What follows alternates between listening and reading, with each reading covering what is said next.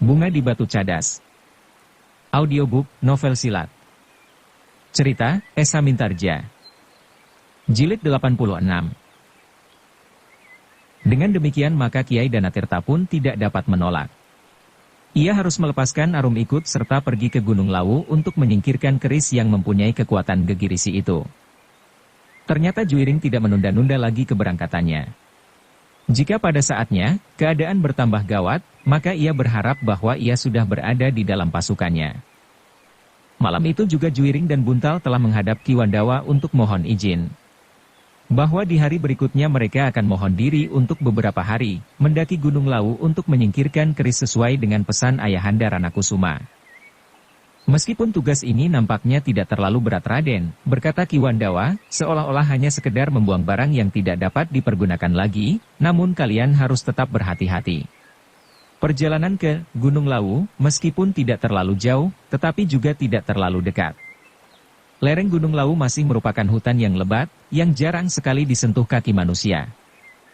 Terima kasih Ki Wandawa, sahut Juiring. Aku akan mengikuti segala petunjuk Ki Wandawa dan sudah barang tentu juga Ayah Danatirta. Dengan singkat Ki Wandawa memberikan petunjuk jalan yang paling baik dilaluinya, sehingga kemungkinan untuk bertemu dengan prajurit Surakarta atau petugas-petugas sandi sangat kecil. Namun adalah di luar dugaan Juiring ketika seseorang telah dengan diam-diam mendengarkan pembicaraan itu. Seorang yang bertubuh tinggi kekar berjambang lebat. Dari balik dinding ia mendengar bahwa Raden Juiring akan memenuhi permintaan Ayahanda Pangeran Ranakusuma, bahwa keris yang dipergunakan oleh Ki Tumenggung Sindura itu harus dilabuh di Gunung Lawu. Bodoh, berkata orang itu kepada seorang kawannya, keris itu adalah keris yang bertuah. Keris yang dapat memberikan kewibawaan kecuali keris itu sendiri adalah keris yang sakti. Lalu, apa maksudmu? Bertanya kawannya. Aku akan mengambilnya dari tangan anak itu, geramnya. Tetapi jika anak itu menolak memberikan keris itu kepadamu, bertanya kawannya. Orang bertabuh tinggi kekar itu tertawa. Katanya, anak itu tidak banyak berarti bagiku. Aku dapat menyingkirkannya, tetapi, ia adalah seorang yang baik dalam lingkungan pasukan Pangeran Mangkubumi, desis kawannya pula. Tetapi orang bertubuh kekar itu tertawa semakin keras. Katanya, apakah kau juga ingin menjadi seorang pengawal Pangeran Mangkubumi yang baik?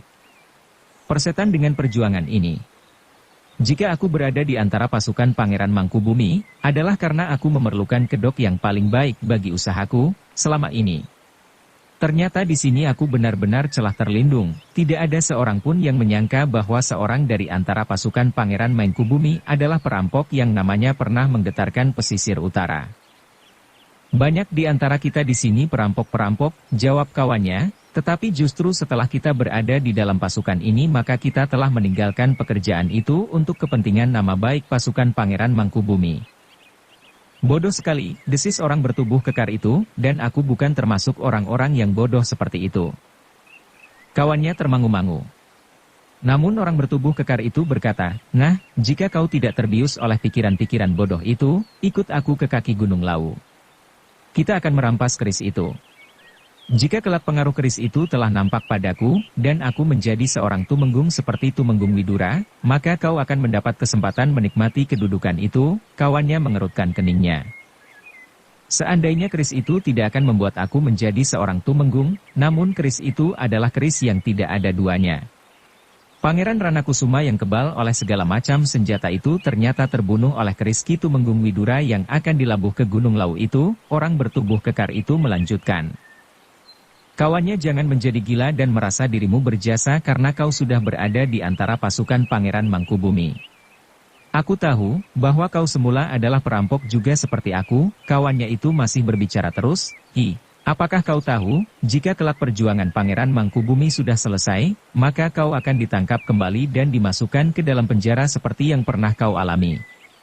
Tetapi jika kita sudah menjadi kaya raya dengan menyimpan harta benda dan memiliki pusaka yang tidak ada duanya, maka kita akan segera memisahkan diri dan menikmati kekayaan kita itu. Atau mungkin kita mempunyai rencana-rencana lain yang lebih baik lagi. Kawannya mengerutkan keningnya. Kata-kata itu telah menggelitik hatinya. Jika untuk beberapa lamanya ia tenggelam dalam kehidupan yang gelap, maka rasa-rasanya cara yang ditempuh oleh kawannya yang bertubuh kekar itu masuk di akalnya. Karena itu, maka akhirnya ia bertanya, tetapi apakah kawan-kawan kita tidak mencurigai jika kita juga pergi demikian anak itu meninggalkan baraknya? Kita akan mendahuluinya, besok mereka akan berangkat, malam ini kita minta diri. Kita dapat menyebut alasan apapun juga. Mungkin saudara atau orang tua kita sakit keras atau alasan-alasan lain yang masuk akal, berkata orang bertubuh tinggi kekar itu. Kawannya kemudian berdesis, aku akan memikirkannya, kau gila. Sekarang kita akan minta diri. Sampai kapan kau akan berpikir?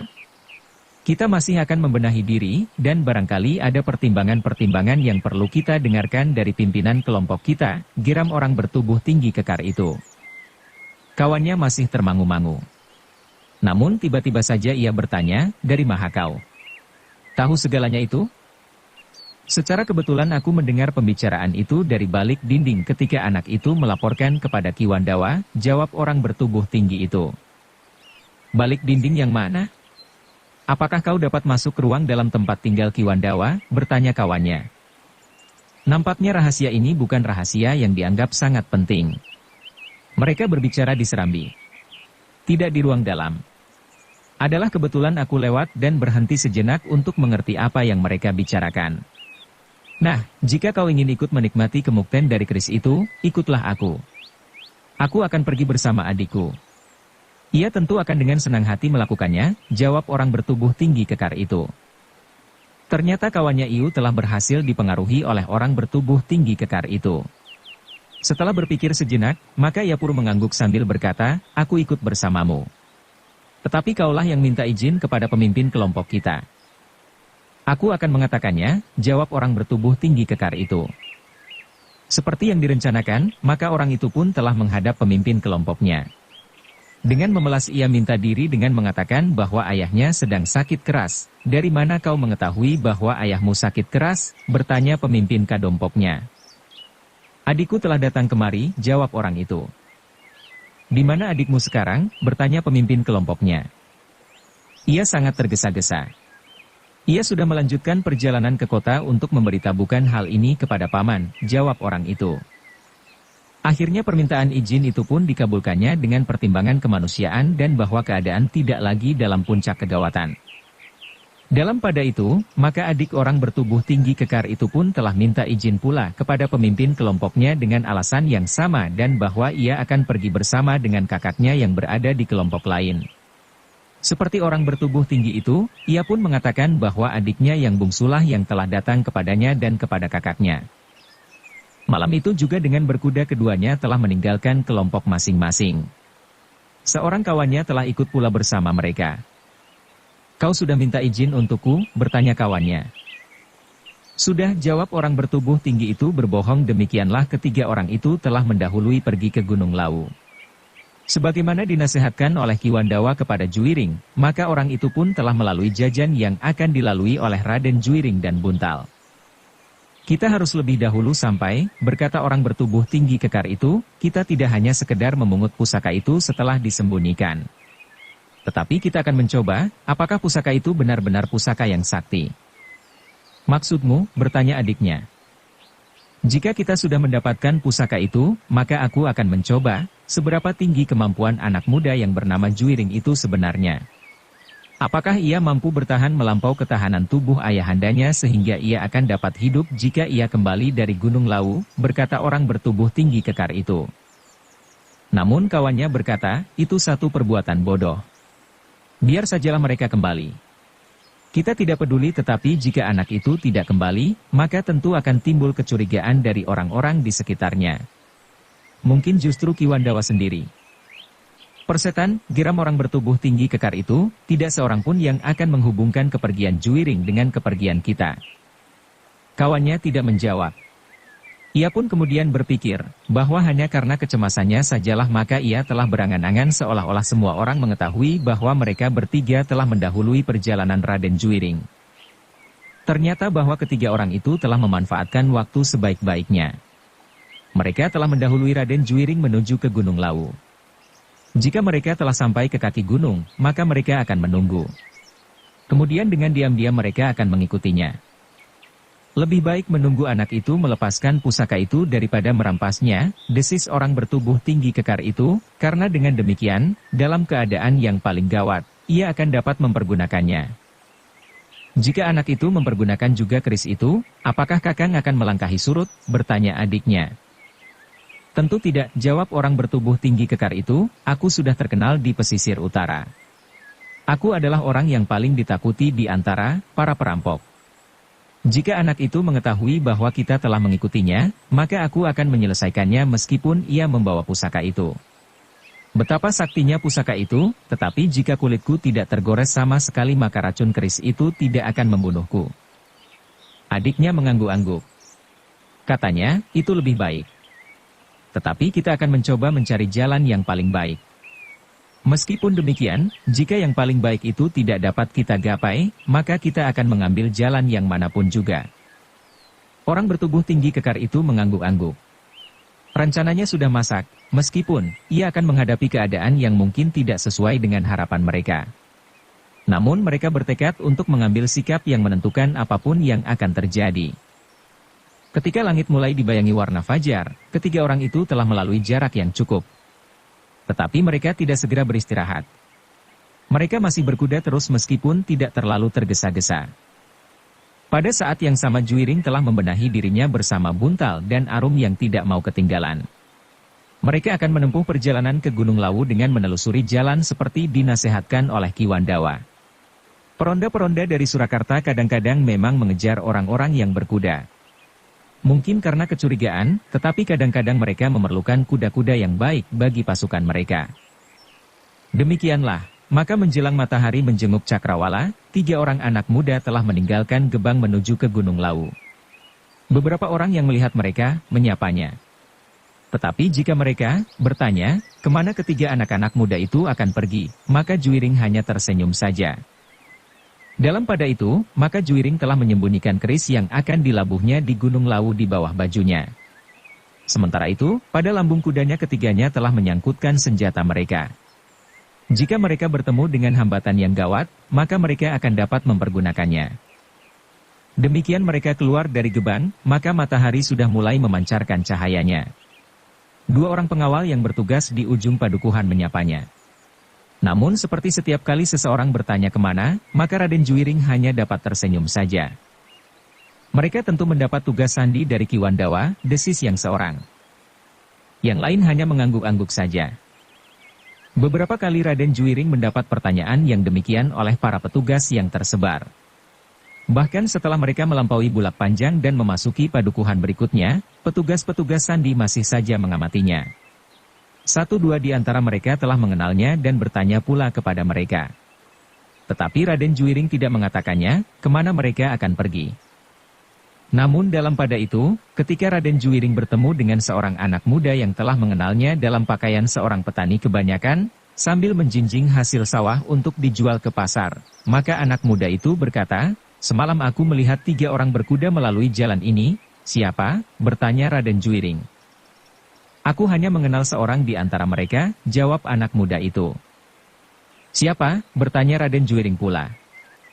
Ki Singaprana, jawab anak muda itu, bersamanya ikut pula 2 orang yang lain, yang aku belum mengenalnya, kemana? Bertanya Raden Juiring.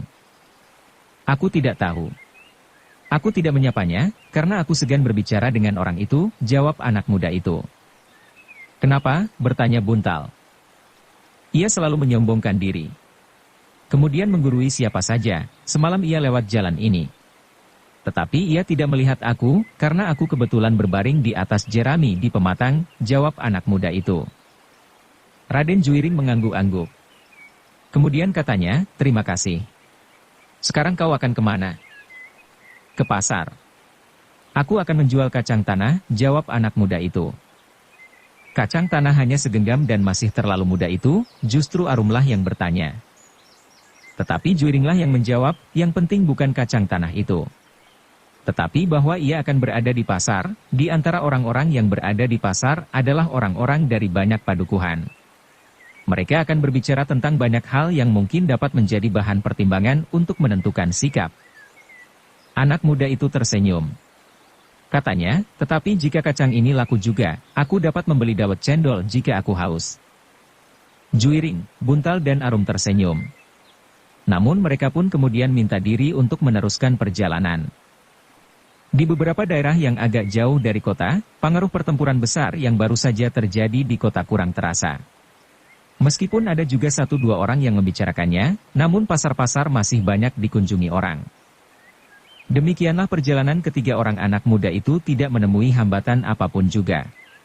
Agaknya jalan yang mereka tempuh, sesuai dengan petunjuk Ki Wandawa, memang tidak pernah dijamah oleh para prajurit Surakarta, apalagi Kumpeni.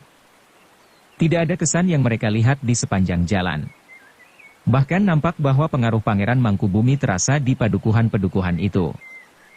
Perjalanan ketiga anak-anak muda itu tidak terlalu tergesa-gesa. Sekali-sekali mereka beristirahat untuk memberi kesempatan kuda mereka beristirahat pula. Dalam pada itu, maka seperti yang telah mereka rencanakan, bahwa mereka hanya akan berkuda sampai ke kaki Gunung Lawu, kemudian mereka akan mendaki gunung untuk melabuh keris milik Tumenggung Sindura yang gawat itu. Karena itu, ketika mereka sampai ke lereng Gunung Lawu, maka mereka pun telah singgah di sebuah kedai untuk makan dan sekaligus mencari tempat untuk menitipkan kuda mereka. Maaf Kisanak, berkata pemilik warung itu ketika Juiring mengatakan kepadanya untuk menitipkan kudanya, tidak ada tempat dan tenaga yang dapat menjaga kuda. Apakah di daerah ini banyak terjadi pencurian? Bertanya Juiring. Tidak. Maksud kami bukan karena kami takut kehilangan kuda itu. Tetapi sudah barang tentu bahwa kuda itu memerlukan makan dan minum. Mungkin pemeliharaan sekedarnya, jawab pemilik warung itu. Kemudian, baru siang tadi ada juga 3 orang yang akan menitipkan kudanya. Tetapi kami juga tidak sanggup menerimanya. 3 orang, bertanya Juiring. Ya. Mereka akan mendaki Gunung Lawu, jawab pemilik warung itu. Untuk apa? Bertanya Juiring pula. Aku kurang tahu, jawab pemilik warung itu. Lalu, karena itu, maka mereka pun pergi dan mencari titipan di tempat yang lain. Juiring memandang Buntal sejenak. Kemudian katanya, Kisanak. Apakah tidak ada orang di sekitar tempat ini yang dapat menolong memelihara kuda hanya untuk hari ini?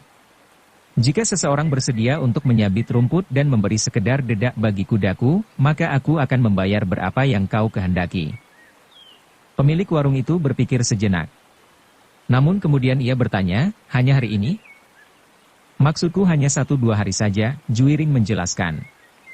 Ternyata pemilik warung itu mulai mempertimbangkannya.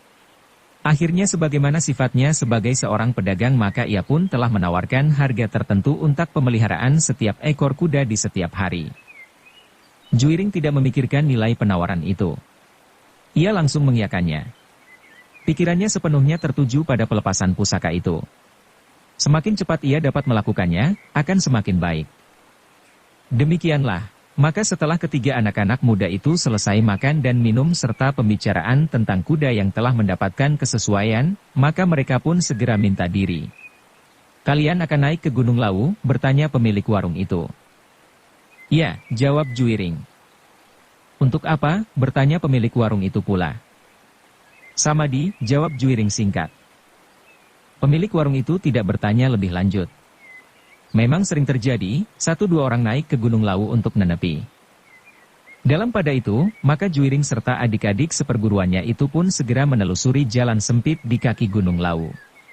Setelah mereka mengambil senjata masing-masing. Nampaknya lereng masih landai.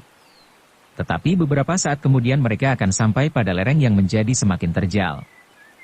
Arum yang lebih banyak diam, apalagi jika ada orang lan. Agar ia tidak segera dikenal sebagai seorang gadis, memandang hutan di kaki Gunung Lawu itu dengan dada yang berdebaran. Apalagi langit menjadi buram, karena matahari telah menjadi sangat rendah di ujung barat. Kita naik lewat hutan ini, gadis itu bertanya di luar sadarnya. Juiring memandanginya sekilas. Timbul juga perasaan ibanya, bahwa gadis itu harus memanjat tebing yang semakin lama menjadi semakin curam sementara hutan yang lebat itu rasa-rasanya menjadi semakin pepat. Tetapi Arum seolah-olah menangkap gejolak perasaan itu. Karena itu justru katanya, menyenangkan sekali. Satu pengalaman baru yang belum pernah aku lakukan. Naik ke lambung Gunung Lawu. Juiring dan Buntal menarik nafas panjang. Namun tiba-tiba saja Arum itu bertanya, "Hi, Apakah keris itu harus kita labuh di puncaknya atau dapat kita lakukan pada lambungnya saja asal sudah jelas tidak akan dapat diketemukan orang? Kita akan memanjat sampai ke puncak, Arum, jawab Juiring. Sampai ke puncak, Arum mengulang. Tetapi terasa pada nada kata-katanya, bahwa ia merasa segan untuk berjalan sampai ke puncak. Namun demikian, ia sudah terlanjur berjanji untuk tidak mengeluh dan mengganggu perjalanan itu. Juiring tersenyum. Ketika ia memandang Buntal, maka Buntallah yang menjawab, semakin tinggi kita memanjat, maka kita tentu akan semakin banyak mendapat pengalaman. Arum mengerutkan dahinya. Ia sadar, bahwa kedua orang kakaknya itu mulai mengganggunya. Tetapi justru karena itu maka ia menjawab, ya. Nampaknya akan menyenangkan sekali. Buntal dan Juiring masih saja tersenyum. Tetapi keduanya tidak menyahut lagi. Namun dalam pada itu, ketika langit menjadi semakin gelap, Juiring harus membuat perhitungan, apakah ia akan terus memanjat naik atau berusaha untuk mendapat tempat peristirahatan. Ia pun menyadari betapa sulitnya melanjutkan perjalanan di malam hari. Ketika ketiga anak-anak muda itu sampai pada sebuah lereng yang sedikit terbuka, maka Juiring pun bertanya kepada Buntal, apakah kita akan melanjutkan perjalanan, atau kita akan berhenti di sini sampai menjelang pagi? Buntal mengamati keadaan di sekitarnya. Tempat yang terbuka itu ternyata terdiri dari bebatuan yang keras, sehingga pepohonan tidak dapat tumbuh di atasnya, sementara di sekitar tempat itu, hutan masih tetap lebat dan pepat. Aku kira, kita dapat berhenti sejenak di sini untuk menilai keadaan, berkata Buntal. Arum menarik nafas dalam-dalam. Ia memang berharap untuk beristirahat. Tetapi jika ia yang mengucapkannya, maka kedua orang kakak seperguruannya itu tentu akan semakin mengganggunya. Ternyata Juiring pun sependapat. Mereka berhenti di antara bebatuan raksasa yang tersebar. Nampaknya tempat itu seolah-olah sebuah longgangan sempit di antara lebatnya hutan di lereng Gunung Lawu. Demikianlah maka ketiga anak muda itu pun segera mencari tempat masing-masing. Arum telah mendapatkan sebuah batu yang besar dan justru datar di bagian atasnya, sehingga ia pun langsung membaringkan dirinya sambil menatap langit yang hitam penuh dengan bintang-bintang yang bergayutan. Ia tidak menghiraukan bahwa batu itu basah oleh embun yang sudah mulai turun. Dalam pada itu, Juiring dan Buntal pun telah duduk pula di batu sebelah menyebelah. Rasa-rasanya mereka pun telah diganggu pula oleh perasaan letih, sehingga demikian mereka duduk, maka mereka pun telah menjelujurkan kaki mereka. Sambil memijit-mijit kakinya Buntal berdesis, letih juga berkuda sehari-harian. Kemudian memanjat kaki bukit ini. Tiba-tiba saja Arum memotong, bukan aku yang mengatakannya. Buntal dan Juiring tertawa kecil. Dalam pada itu, Juiring pun kemudian berkata, bukankah kita membawa bekal? Ya. Ada di kampil ini, jawab Buntal. Aku tidak ingin makan sekarang. Bukankah kita sudah makan di warung itu? Besok pagi, aku baru merasa lapar. Pondoh jagung itu masih akan tahan 2 hari lagi, berkata Arum. Aku juga tidak lapar, sahut Juiring, tetapi mulut ini rasa-rasanya ingin mengunyah sesuatu. Kau tidak membeli kacang yang dibawa anak muda yang kita jumpai menjelang kita berangkat itu, desis Arum. Aku tidak memikirkannya pada waktu itu, desis Juiring. Tetapi jika kau akan makan pondoh jagung ini, marilah, Buntal menawarkannya. Tetapi Juiring pun justru membaringkan dirinya di atas sebongkah batu pula sambil berkata, kita bergantian. Aku akan tidur dahulu, jika tengah malam lewat, bangunkan aku. Buntal mengangguk sambil menjawab, tidurlah kalian. Nanti pada saatnya aku akan membangunkan kalian. Arum dan Juiring pun kemudian memejamkan mata mereka. Nampaknya Arum benar-benar letih, sehingga ia pun segera tertidur. Baru kemudian Juiring pun telah tertidur pala. Buntal masih duduk di atas batu. Ia berusaha untuk menahan diri agar ia pun tidak tertidur pula. Meskipun mereka berada di tengah hutan, namun sesuatu dapat saja terjadi. Apalagi menilik lebatnya hutan itu, tentu banyak menyimpan binatang buas di dalamnya. Namun selain binatang buas, Buntal juga berpikir tentang 3 orang berkuda yang juga akan naik ke Gunung Lawu. Ketika mereka bertiga berangkat, seorang anak muda pun memberitahukan bahwa malam sebelumnya, Ki Singaprana telah menuju ke arah seperti yang ditempuhnya juga bergegas seperti orang-orang yang akan menitipkan kudanya di warung itu. Pikiran itu ternyata telah mengganggunya. Buntal tidak dapat mengabaikan keadaan itu. Apalagi ia mengetahui serba sedikit tentang Ki Singaprana yang dalam beberapa hal berada di dekat Ki Wandawa. Namun Ki Wandawa memang pernah mengatakan bahwa orang itu adalah salah seorang pengawalnya, tetapi tidak untuk diajak berbicara. Tiba-tiba saja Buntal menjadi gelisah. Tetapi justru kegelisahannya itu telah membuatnya tidak mengantuk. Ia berusaha untuk menghubungkan keterangan pemilik warung tempat ia menitipkan kudanya, dengan keterangan anak muda ketika ia berangkat meninggalkan Gebang. Apakah mungkin orang itu mengetahui bahwa kami bertiga akan melabuh pusaka yang keramat itu? Bertanya Buntal di dalam hatinya. Buntal mengangkat wajahnya ketika ia mendengar seekor harimau mengaum. Suaranya bagaikan menggetarkan seluruh hutan di lereng Gunung Lawu itu. Ternyata bahwa aum harimau itu telah membangunkan Juwiring. Ia pun menggeliat dan kemudian bangkit duduk di atas batu itu. Namun Arum yang agaknya terganggu juga tidurnya, hanya berkisar saja sambil berdesis, "Bangunkan aku jika harimau itu datang kemari." Buntal tidak menyahut. Harimau yang lain telah mengaum pula seolah-olah menjawab sapa harimau yang pertama.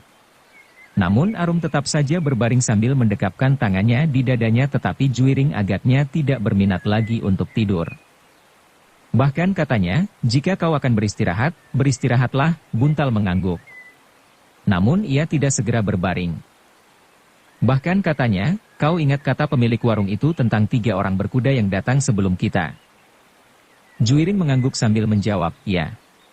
Aku juga sedang memikirkannya.